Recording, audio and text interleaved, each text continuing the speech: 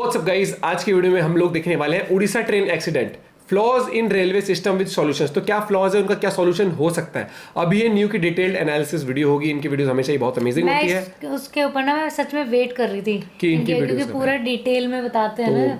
Channel तो please subscribe, video को कर दे लाइक 1 2 3 गो। कुछ दिनों पहले उड़ीसा में एक डेडली ट्रेन एक्सीडेंट हुआ जहां 1000 से ज्यादा लोग घायल हुए और 200 से ज्यादा लोग मारे गए। ये बहुत शॉकिंग, ये 2004 के बाद होने वाला सबसे डेंजरस ट्रेन एक्सीडेंट था एंड आई एम शॉक्ड क्योंकि मुझे ट्रेन से ट्रैवल करना बहुत पसंद है और मुझे ही क्यों 2 करोड़ से ज्यादा लोग हर रोज ट्रेन से ट्रैवल करते हैं। भारत में 1,15,000 किलोमीटर लंबे रेलवे ट्रैक्स हैं और हर दिन 12,000 से ज्यादा ट्रेन इन ट्रैक्स पर दौड़ते हैं। आज के इस वीडियो में हम जानेंगे कि ओडिशा में ट्रेन एक्सीडेंट क्यों हुआ, अलग अलग थियोरीज क्या है, पॉसिबिलिटीज क्या है, ऐसे कौन से स्टेप्स है जिनकी हेल्प से हम इसे रोक सकते थे और कैसे कुछ लोगों ने इस ट्रेजेडी का इस्तेमाल अपने गंदे पॉलिटिकल एजेंडास के लिए किया। हम भारत के इंपॉर्टेंट पॉइंट्स के ऊपर एक सोल्यूशन ओरिएंटेड माइंडसेट से वीडियोस बनाते हैं। अगर आपको हमारा काम अच्छा लगता है तो प्लीज चैनल को सब्सक्राइब या फॉलो करना ना भूलिए। ये आपके लिए तो फ्री है लेकिन इससे हमारी बहुत हेल्प होती है। चैप्टर 1, ओडिशा में क्या हुआ। चलिए समझते हैं कि ओडिशा का ये ट्रेन एक्सीडेंट क्यों और कैसे हुआ। ये पूरी कहानी 3 ट्रेन की है, Coromandel express, Bengaluru Howrah superfast express और एक गुड्स ट्रेन। 2 जून 2023 को ओडिशा के बालासोर में एक हादसा हुआ। यहाँ 2 मेन लाइन्स हैं, एक अप लाइन और एक डाउन लाइन। अप लाइन से कोरोमंडल एक्सप्रेस आ रही थी और डाउन लाइन से Bengaluru Howrah superfast express. Coromandel express का स्पीड था 128 किलोमीटर प्रति घंटा। एक्चुअली ये दोनों ट्रेन एक दूसरे को आराम से क्रॉस करके निकल सकती थी, लेकिन अचानक से कोरोमंडल एक्सप्रेस अप लाइन को छोड़कर अप लूप लाइन पर चली गई और यहाँ खड़ी एक गुड्स ट्रेन से टकरा गई और डीरेल हो गई। उसके कुछ कोचेस डीरेल होकर डाउन लाइन से आने वाले दूसरे ट्रेन से टकरा गए। In short this is what happened.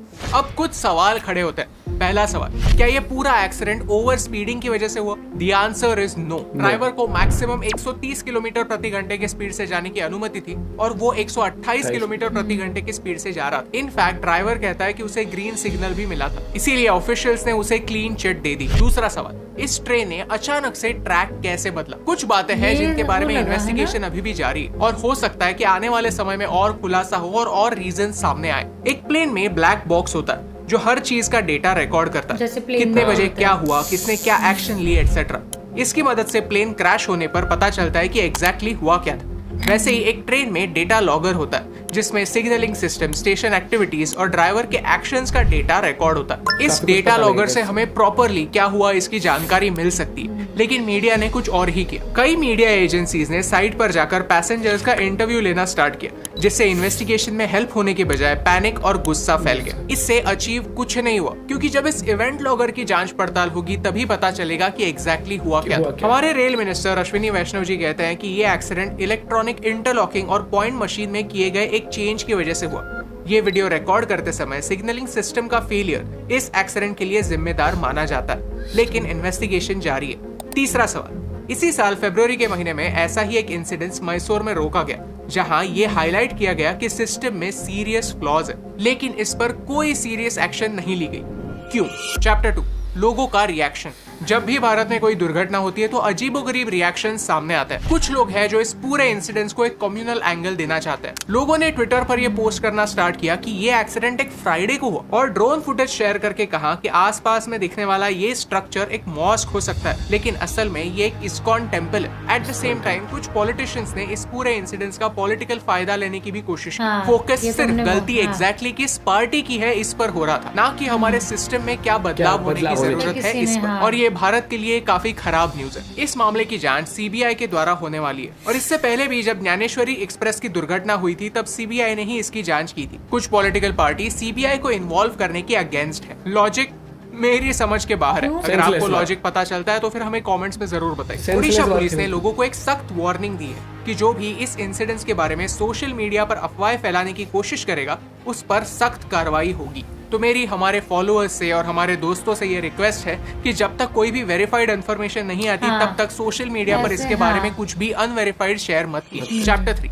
Train accidents की हिस्ट्री। इस वीडियो की शुरुआत में हमने हमारा ट्रेन सिस्टम कितना बड़ा है और कितने ज्यादा लोग इसका इस्तेमाल करते हैं इसके बारे में बात की। ट्रैक लेंथ की बात की जाए तो हमारा रेलवे सिस्टम दुनिया में 4th लार्जेस्ट रेलवे सिस्टम है, लेकिन यूरोप या अमेरिका जैसे सिस्टम जितना एडवांस नहीं वंदे भारत ट्रेन के साथ हम कोशिश जरूर कर रहे हैं, लेकिन ट्रेन के साथ साथ ट्रेन ट्रैक्स इंप्रूव होना भी जरूरी है। ट्रेन डीरेलमेंट्स और एक्सीडेंट्स भारत के लिए कोई नई बात नहीं। चलिए हिस्ट्री देखते हैं। 1981 में केरला के पेरुमन के पास आइलैंड एक्सप्रेस एक लोकल ट्रेन से टकराई और 150 लोग मारे गए। 1995 में यूपी के फिरोजाबाद में पुरुषोत्तम एक्सप्रेस कालिंदी एक्सप्रेस के साथ टकराई, जिसमें 358 लोगों की जान गई।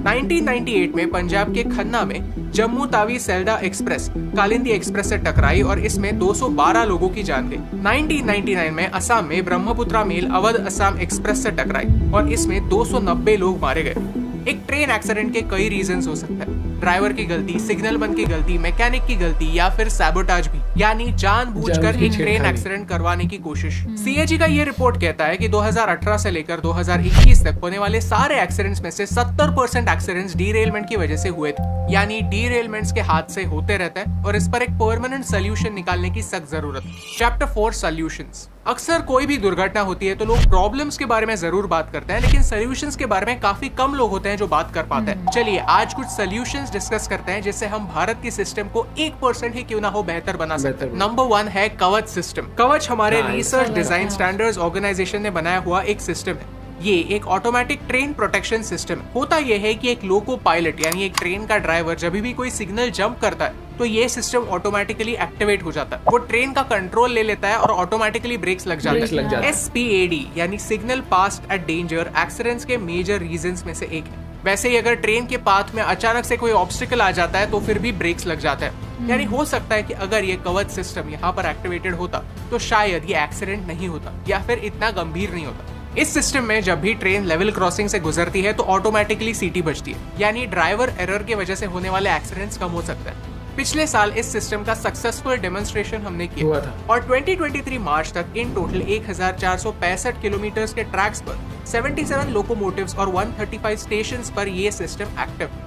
मार्च 2024 तक न्यू दिल्ली से मुंबई और न्यू दिल्ली से हावड़ा इस एरिया में ज्यादा मूवमेंट होने की वजह से ये सिस्टम यहाँ पर पहले शुरू होने जा रहा है। ये सिस्टम पूरे भारत में शुरू करने के लिए एटलीस्ट आने वाले 5 से 6 साल जाने वाले हैं, लेकिन इसे हमें फास्ट करने की जरूरत है। Solution number 2 is inspection. हमारे रेल मिनिस्टर कहते हैं कि सैबोटाज के चांसेस अभी एलिमिनेट नहीं हुए, यानी हो सकता है कि किसी ने जानबूझकर ये एक्सीडेंट करवाया हो।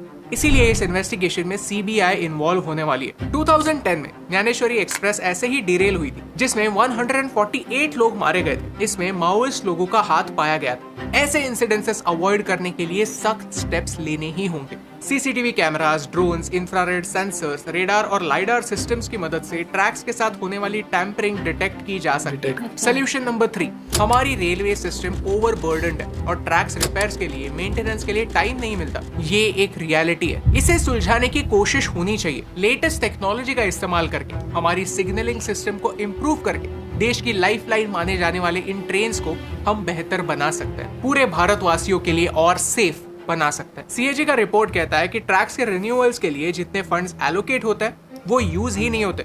इसका मतलब ये है कि बजट होने के बावजूद एग्जीक्यूशन में कमी की वजह से रिपेयर्स और मेंटेनेंस का काम पीछे पड़ जाता है। Chapter 5 silver lining. You see, जो लोग इंजर हुए या फिर जिन लोगों ने अपनी जान गंवाई उनके लिए किसी भी तरह का कॉम्पेंसेशन इनफ नहीं है। लेकिन इस इंसिडेंस में कुछ ऐसी बातें सामने आई जिन्हें हमें एक्नॉलेज और अप्रिशिएट करना काफी जरूरी। ओडिशा अपने state of the art disaster management system के लिए जाना जाता है। 15 fire rescue teams, 100 doctors, 200 police और 200 एम्बुलेंसेस इमीडिएटली हादसे की जगह पहुंचे।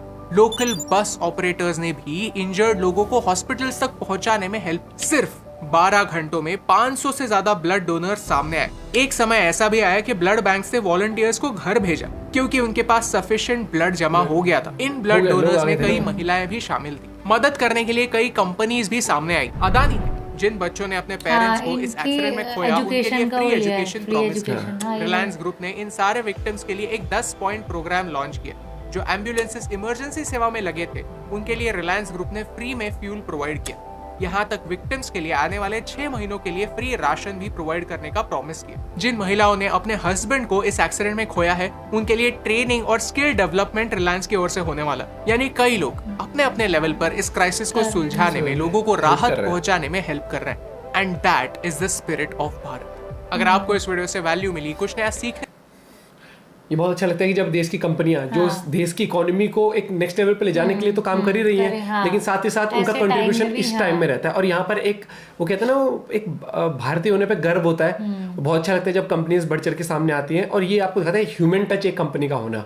और अगर दूसरी बात मैं करूँ तो इस चीज़ में हम बिल्कुल अभी वही कह रहे हैं ना कि सैबोटैज भी हो सकता है, छेड़खानी भी करी हो सकती है, किसी ने हादसा कराने की कोशिश भी की होती है, वो एंगल भी हो सकता है, या फिर ट्रेन पटरी से उतर के क्या हुआ, या फिर वो उस तरफ कैसे गई, ऐसे जाना था और ऐसे आ गई, सिग्नल फेल हुआ है। तो अभी प्रॉपर इसके बारे में इंफॉर्मेशन आएगी, तब तक कोई अफवाह ना फैलाए, पहली बात तो। लेकिन वो है कि हर एक एंगल से देखा जा रहा है इस चीज को, और मुझे हर एक चीज बताई ना कि किस किस तरीके, किस किस टाइम पर, किस किस साल में ऐसे बड़े बड़े हादसे हुए। तो उन चीज से ना निकलने के लिए कहीं ना कहीं हमें लगता है कि हमें सिस्टम इंप्रूव करना पड़ेगा।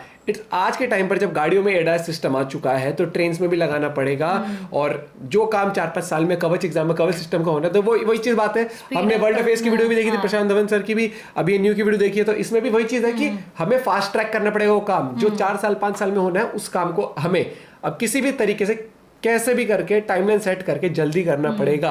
और वो चीज़ थोड़ा सा मुझे शॉकिंग लगा कि जो बजट है वो ढंग से स्पेंड भी नहीं हो पाता, बजट होने के बावजूद उस तरीके से भी भाई। लेकिन एंड ऑफ द डे ये सब चीज़ तो हुई है, लेकिन ह्यूमन जिनके लिए फैमिली का नुकसान हुआ है, जिनके घर से जो मेंबर गए हैं, है ना, उसकी भरपाई तो कभी और जो हो ही नहीं सकती। जो बेचारे बच्चे हैं, किसी को कैसे इंजरी हुई होगी यार, वो चीज़ होती है। क्योंकि बहुत सारे ऐसे ना कि जिनके पता है एक ही है बंदा, वही मतलब उनका जो कमाने खाने के लिए जैसे बहुत ही है, कोई बेचारा कैसे, कोई जॉब से आ रहा होगा, कोई कहीं से, कोई खुशी के अवसर पे कुछ भी हो, तो अगर ये किसी की साजिश है तो बहुत शर्म। और ये देखना कि सीबीआई इंक्वायरी के अगेंस्ट में है, मेरे को तो ये बहुत शॉकिंग लगा। पॉलिटिक्स में तो खेली लोगों ने, पॉलिटिक्स में तो खेली, कह रहे कि इस्तीफा दो। अरे इस्तीफा से क्या होगा, उससे क्या होगा, इस्तीफा से क्या होगा? ये मतलब वो ट्रैक पे वो छेड़खानी करके चलेगा या उनके वजह से हो गया? हर एक चीज, हर एक डिपार्टमेंट होता है। कभी भी कल्प्रेट एकदम से सीधा ब्लेम हम किसी पे नहीं थोप सकते कि अनलेस उसकी बिल्कुल मेजर ही रोल इन्वॉल्वमेंट हो। बाकी डिपार्टमेंट अभी तो पहले तह तक तो पहुंचे, किसकी क्या दिक्कत हुई है एकदम से आप। और वो बहुत पढ़े लिखे हैं, जो रेलवे मिनिस्टर है, रेलवे मिनिस्टर जो डिपार्टमेंट के। आपका पॉइंट ऑफ व्यू क्या है इस बारे में जरूर बताना। बाकी मेरे को ये लगता है कि तह तक पहुंचना बहुत जरूरी है, ताकि आगे ये कम से कम अगर कुछ सिस्टम फेलियर था तो उसके ऊपर प्रॉम्प्ट एक्शन लिया जाए। और क्योंकि करोड़ों लोग, 2-2.5 करोड़ लोग रोज ट्रैवल करते हैं। अपना पॉइंट ऑफ व्यू आप लोग शेयर करना ना भूलें। मिलते हैं वीडियो के साथ, बाय बाय।